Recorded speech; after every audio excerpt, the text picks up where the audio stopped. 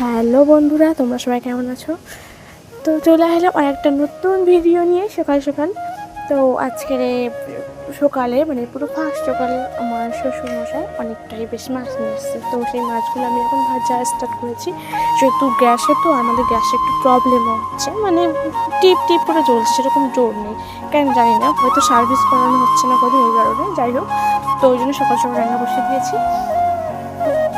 সাথে তোমাদের সঙ্গে কিছু গল্পও করি।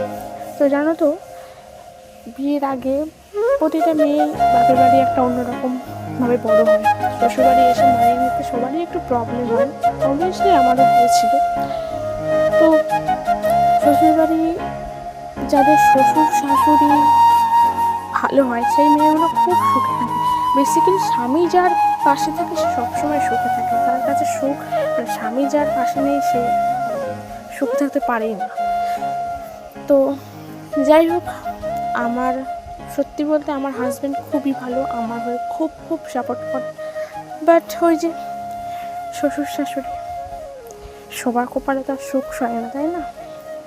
বিয়ে হওয়ার পরে যখন আসি তখন সবই ঠিকঠাক ছিল। এবার যখন কোনো কিছু একটু যদি ভুল হয় না,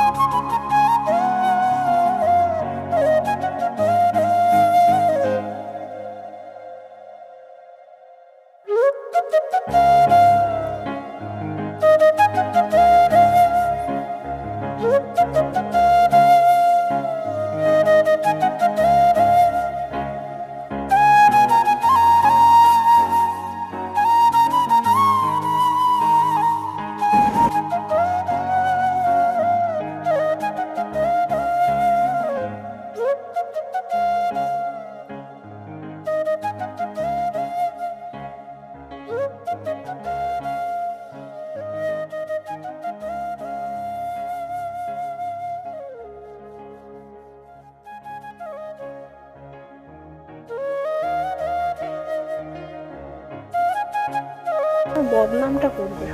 শ্বশুরবাড়ির লোক এরকম হয় গো, যতই পড়ো ওদের মন জীবনে পাবে না, আর ওদের মন তো জীবনে ভরবেই না। আরও তোমাকে বলবে কি আমি ওকে মেয়ের মতন ভালোবাসি, আমি এই করি সেই করি, কিন্তু বাইরে একটা লোক দেখানো, কিন্তু ভিতরে একদম সেরকম না। ব্যবহার, ভিতরে তোমার সঙ্গে এমন এমন ব্যবহার করবে না, তুমি কাউকে বলতেও পারবে না। মানে শাশুড়ি যেরকম হয় শুনেছি যেটা আমি, তার থেকেও খারাপ। তাই বলছি, বিয়ের আগে তোমরা আগে নিজেদেরকে দাঁড় করিয়ে নাও, তারপরে তোমরা বিয়ে করো। কারণ বিয়ের পরে যদি খুব ভালো, যাদের শ্বশুর শাশুড়ি খুব ভালো হয়, যাদের শ্বশুর শাশুড়ি খুব ভালো হয় তারাই বেঁচে যায়। আর যাদের একটু যদি খারাপ হয়, বিশ্বাস করো তাদের কপালে দুঃখের শেষ থাকে না। সেখানে স্বামীও কিছু করতে পারে না। স্বামী কত সময় তোমার পাশে থাকবে?